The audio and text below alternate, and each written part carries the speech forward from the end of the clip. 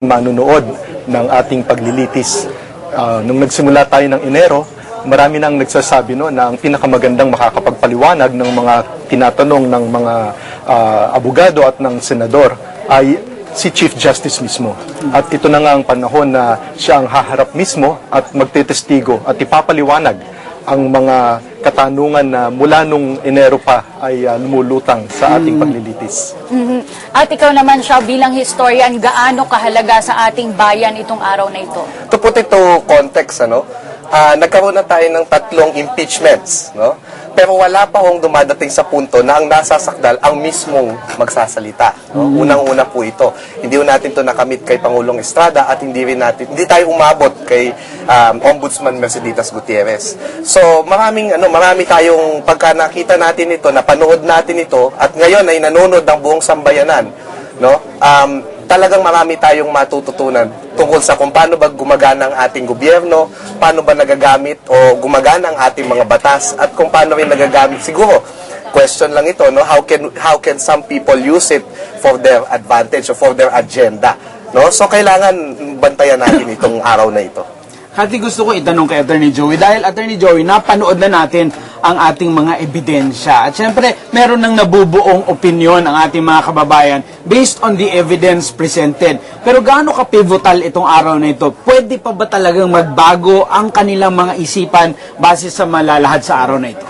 Sa aking palagay, itong testimonya o pagtestigo ni Chief Justice Corona ay napaka-critical dahil maraming lumulutang na katanungan na mismong yung kanyang mga abogado ay hindi may paliwanag.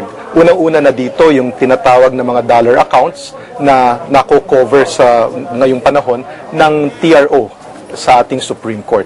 Ngayon, sinasabi na kung walang waiver itong ating Chief Justice ay hindi mailalabas, hindi mapapaliwanag ang mga nilalaman nitong mga dollar account na to. Sa aking palagay, dun sa mga lumabas na ebidensya, kaya ako nabanggit ito, itong dollar account ang pinaka masasabi nating malakas na pruweba ng prosecution para sabihing merong pagkukulang at maaaring makonvict ang ating Chief Justice. Napakabigat, dahil mukhang itong twist ng dollar account, Cathy, pumasok siya nitong huling linggo na lamang nung unang mga nakaraang buwan, wala itong ganitong exactong figure from a source na medyo hindi masyadong pinagdududahan. At kagaya nga ng nasabi mo, Mark, there is a clamor for the Chief Justice himself to face the impeachment court. Tanungin natin si Xiao, ano ang expectations mo ngayong araw na ito sa pagtestigo ng punong maestrado? Well, makikita naman na yung expectations, na yung maaari nating view nung kanyang magiging testimonya ay yung kanyang statement matapos na ilabas yung AMLAC report ni Ombudsman Merceditas Gutierrez, yung tinatawag na lantern of lies daw ito.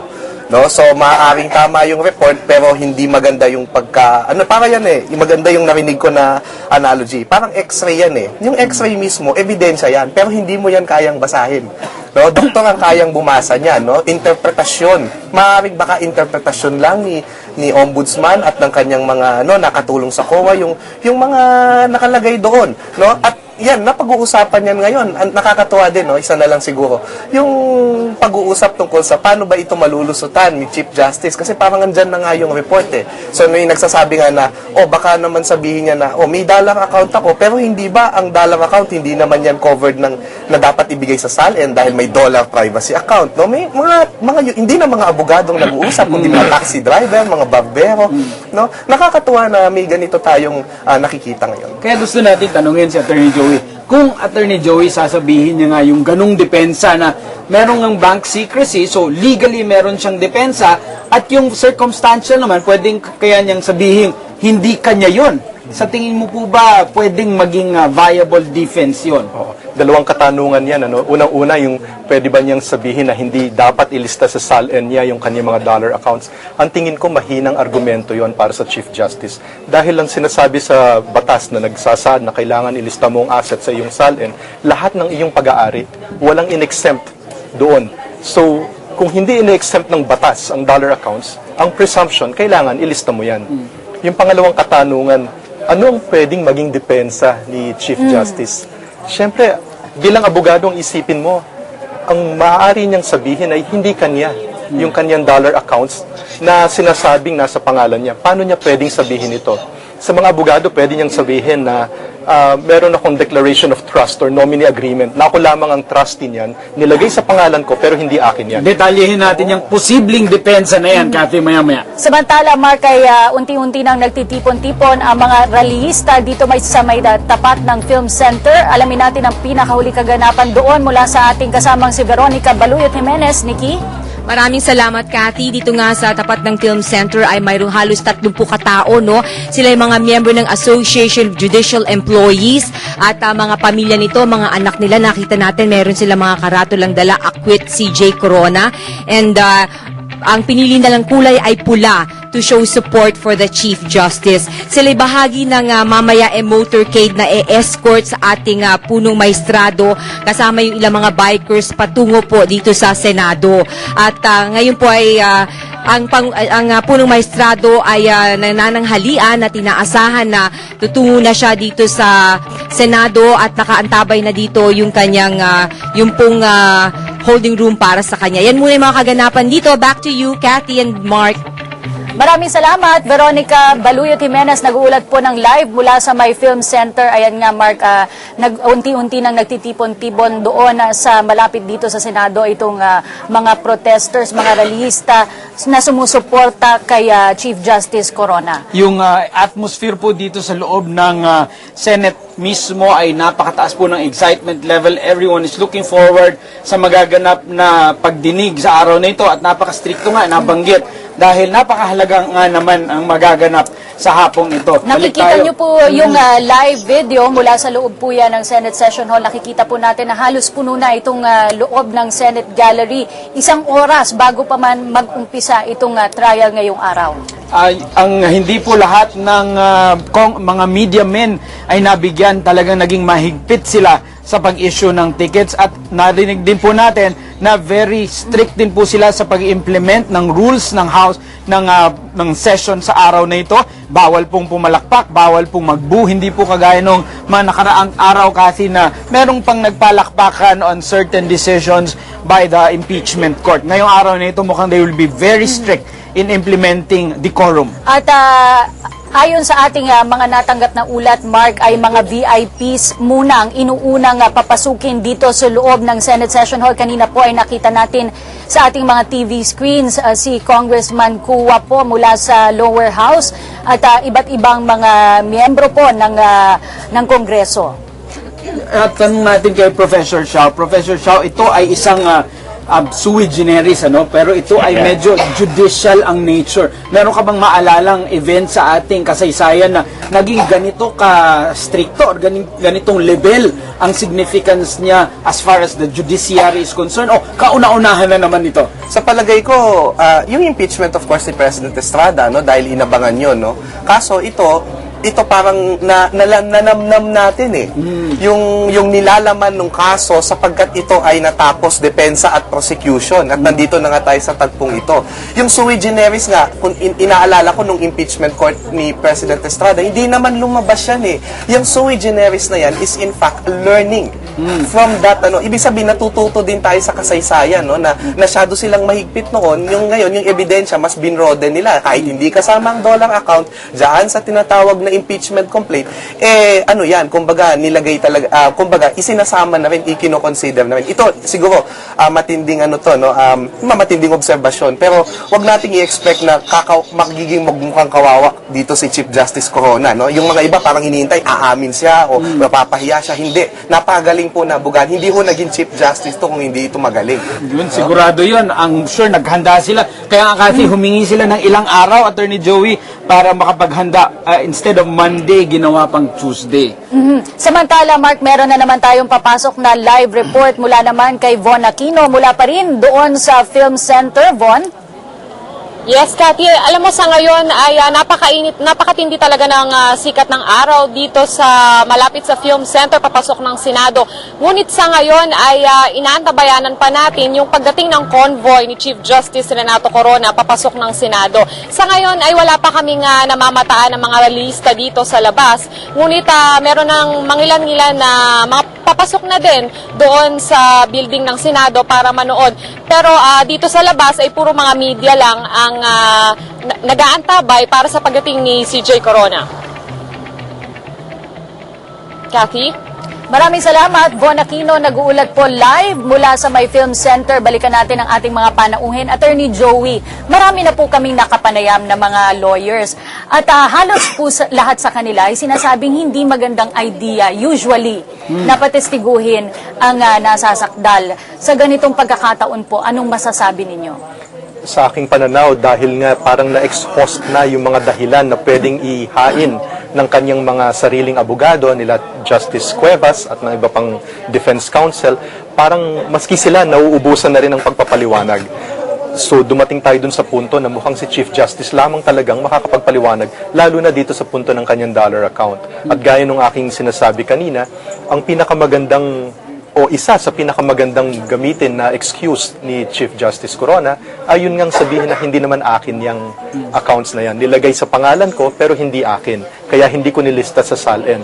Ngayon, paano niya ma-click claim na hindi kanya yon na lumalabas sa pangalan niya? Yun yung binanggit ko kanina na may mga dokumento na pwede siyang ihain at sabihin, tingnan nyo, ako'y isang nominee lamang. Ako'y isang trustee.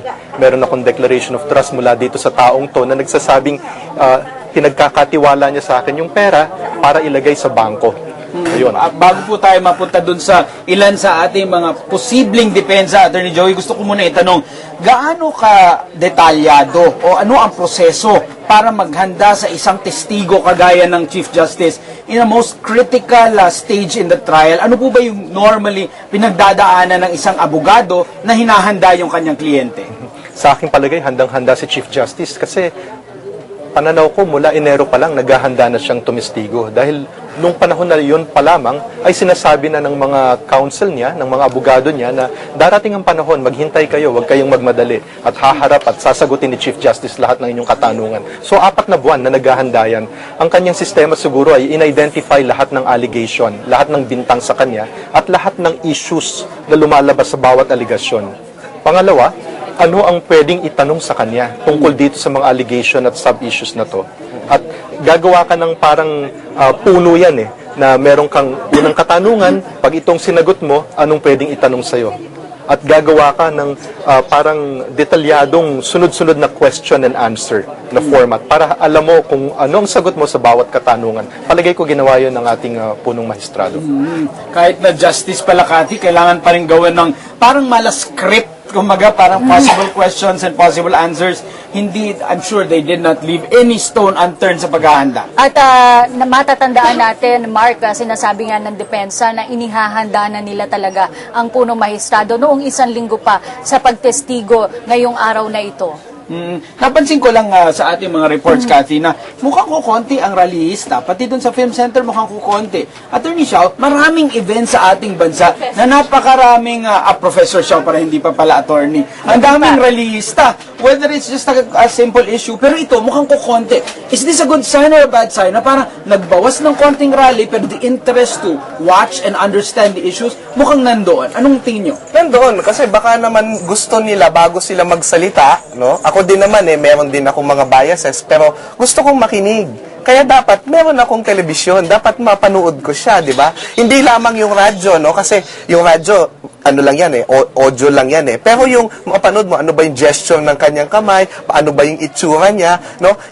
May interest ito sa mga tao, no? Kung mukha ba siyang totoo o nagsisinungaling. Tandaan natin, kaya nga, handang-handa si Chief Justice dito. Sana yung mga senator judges, kung meron man, parang galit na nakikita natin, may bias na against Senator Corona, wag siyang, wag itry na ipahiya siya sapagkat ito'y mag-create lamang ng sympathy Pero para kay Chief Professor Xiao, Justice. yung pagiging konti ng rallyista Yan nga. ay sinyales po ba yun na nag-iisip na ang Pilipino at hindi masyado emosyonal? Oo, parang wag muna tayong kumilos hanggat hindi natin naririnig. May mga ganyan akong naririnig, no? Papanoorin muna nila kasi baka nga mas exciting na nasa bahay lang kesa naroon. Kasi kapag naroon ka, of course, kasama na rin ako sa mga rallies. Pag minsan, mas maalam pa ng mga taong nasa nanonood ng television kesa sa aming nasa rally. May mga ganyan, ano? Marami nga ang siguradong magmamasid, Mark, ngayong araw na ito at manunood. Kaya alamin natin kung ano nga bang inaasahan inaasahan ng ating mga kababayan sa pagtestigo ngayong araw ng punong mahistrado. Panoorin po natin ang ulat ni Veronica Baluyot Jimenez. Masugid na inaabangan ang pagharap ni Chief Justice Renato Corona sa kanyang paglilitis. Iba't iba ang inaasahang marinig ng mga sumusubaybay sa kauna-unahang kaso sa ating bansa na magpapaharap sa isang punong ehekutibo bilang testigo sa isang impeachment court. Nagulat ang marami nang biglang i-anunsyo ng depensa na tetestigo si CJ Corona para pabulaanan ang testimonya ni Ombudsman Conchita Carpio Morales ukol sa umunoy $10 million account ng punong maestrado. Sa isang PowerPoint presentation ay pinakita ng Ombudsman ang natanggap niyang ulat mula sa Anti-Money Laundering Council. Ayon kay Morales, mula 2003 hanggang 2011 ay milyong-milyong dolyar ang pinaikot-ikot umano ni Corona sa 82 accounts sa 5 bangko. Pinabulaanan naman ito ng depensa sa kanilang news conference. Anila, mayroong 3 hanggang 4 na accounts lamang ang punong maestrado at hindi ito maabot sa $10 million. Dagdag pa ng depensa, hindi inilagay ni Corona ang halaga ng mga dollar accounts sa kanyang Statement of Assets, Liabilities and Net Worth dahil sa Absolute Confidentiality Rule sa ilalim ng Foreign Currency Deposit Act. Nais naman ni Senator Celio Osmeña at Senator Panfilo Lacson na pumirma ng waiver si Chief Justice Corona para mabuksan na ang kanyang mga bank accounts. Ayon naman sa mga abogado ni Corona, hindi na kailangan pumirma ng waiver ang Chief Justice dahil sasagutin naman ito ang lahat ng mga katanungan. Sabi naman ng ilang abogado, mayroong karapatan si Corona na gamitin ang kanyang right against self-incrimination. Subalit giit ng ilang senator judges, di dapat piliin lamang ni Corona ang mga pwedeng itanong sa kanya. Iba't iba naman ang inaasahan ng mga taong bayan sa pagharap ng punong maestrado. Inaasahan ko po ang wasto at tapat na paglalantad ng katotohanan sa likod ng kanyang kinasasangkutang issue na may sa kanyang foreign currency account. At saka hinihiling ko rin po na sana patas yung paghahatol sa kanya upang buong pusong matanggap po ng mamamayang Pilipino ang magiging kahahantungan nito.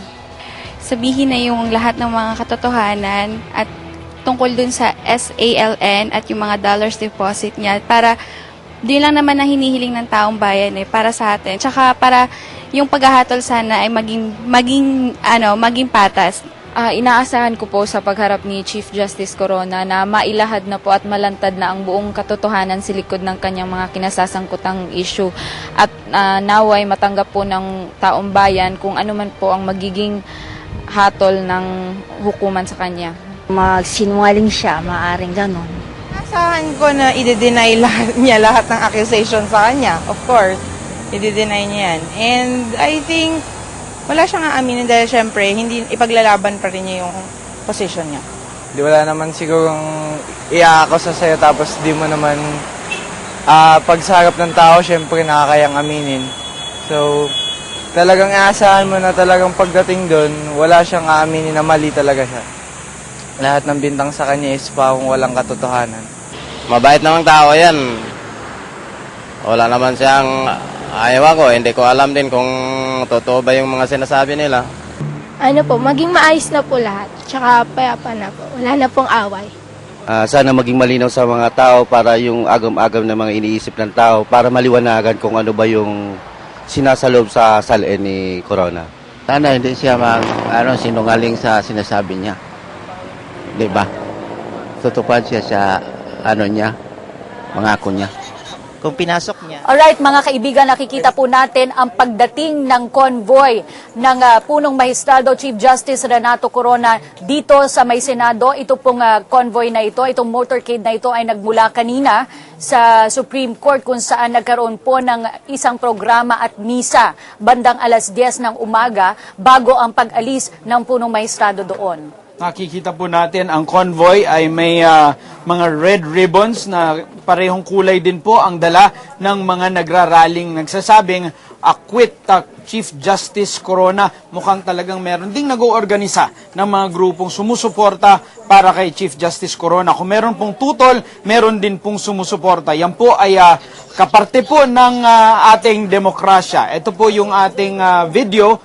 Diyan po siguro lulan si Chief Justice Corona ng isang malaking SUV vehicle. makikita natin na doon siya dumaan dito sa side entrance kung saan dumadaan po itong mga senator judges. Dito po usually dumadaan itong mga VIP para hindi po sila dumugin ng mga miyembro ng media at maging ng publiko, dahil makikita po natin dito sa entrada mismo ng Senado ay punong-puno na ng tao. Punong-puno na po ng mga media men at mga taong umaasang makakapasok dito sa loob ng Senate Session Hall. Nakikita po natin dito sa loob ng Senate Session Hall ang isa sa mga miyembro ng Basa Clan. Si Mrs. Jose Basa kasama si Miss Ana Basa ay narito po sa impeachment hall sa araw na ito para saksihan ang pagtestigo ni Chief Justice Corona.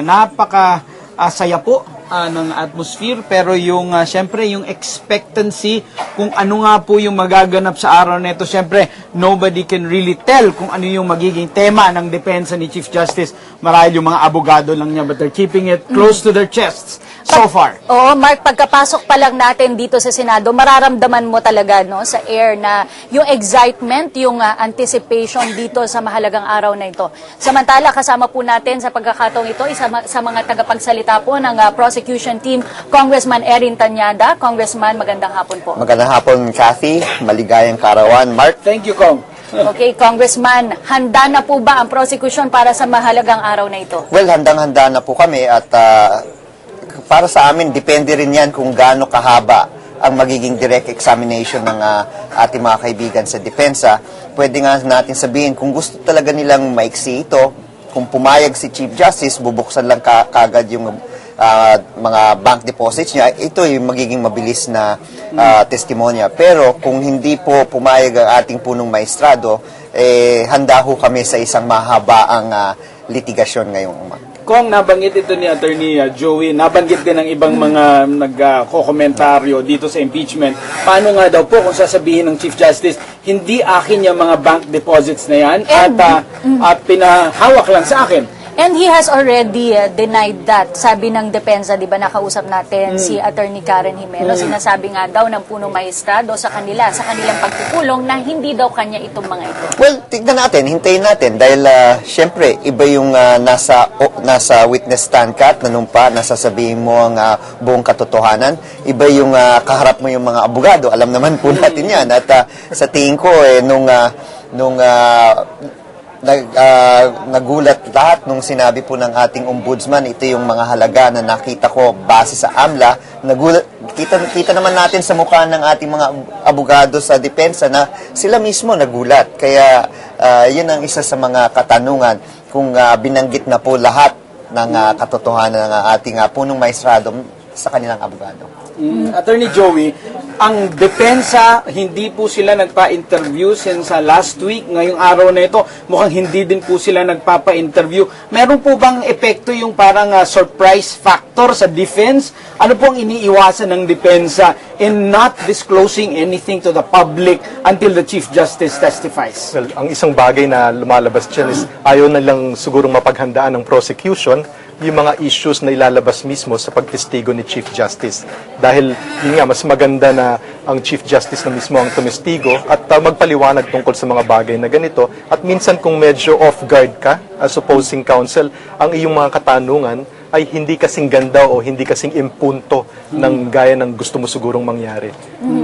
Marami rin po ang nagsasabi na baka meron daw pong Trojan horse itong depensa sa kanilang paghamon sa Senate Impeachment Court na tumestigo itong punong maestrado. Pero bago yan? Yes, panoorin natin ito akong Attorney Joey, mga kababayan, ang video nakuha po natin sa motorcade ng Chief Justice. Mukhang nanggaling sa misa, ito po yung kaganapan sa kanilang pagbiyahe galing sa kanilang misa papunta po dito sa Senate Impeachment Court. Mukhang mahaba-habang convoy po ito. Mukhang talagang full force din pinapakita ng Chief Justice na meron ngang sumusuporta sa kanya at hindi lamang niya hinaharap na solo itong suliranin na ito or itong issue kinakaharapan. Bukod pa dyan, Mark, kanina ay may nakita rin po tayo na mga nag-aabang naman sa May Film Center. Hanggang dun lang po pinapayagan ang mga rallyista. Nakita po natin ang mga supporters din ng Punong Mahistrado. Full force nga, buong suporta silang dumulog dito ngayong araw na ito para sa pagtestigo ng Punong Mahistrado. Oo, meron tayong napansin kaninang mga rallyista, nabanggit po ng report. This is along Rojas Boulevard, by the way. Papunta po sila ng Senado. Ang Senado po ay nasa Rojas Boulevard sa may GSIS. Bay Area GSIS at ang Senate or ang Supreme Court naman po ay nandito po sa Padre Faura Street po yan sa Manila. Kaya hindi po ganun kalayuan ang Supreme Court sa GSIS. Nakikita po natin pula po ang kulay ng mga taga-suporta ng Punong Mahistrado. Kanya-kanya po silang mga motorbikes. Kanina nga ay meron din mga cyclist, Mark, na nag-bike mula dito sa Supreme Court patungo rito sa Senado. May dala po sila mga flag na nakalagay na Acquit CJ Corona. Oo, gusto ko nga itanong din kay Attorney Joey siguro maya-maya lamang dahil kahit na isang abogado si Chief Justice at Punong Mahistrado nga po, meron pa ring emosyon na kasama, no? At kahit na sinasabing mag-antay hanggang matapos ang trial before you make your conclusion,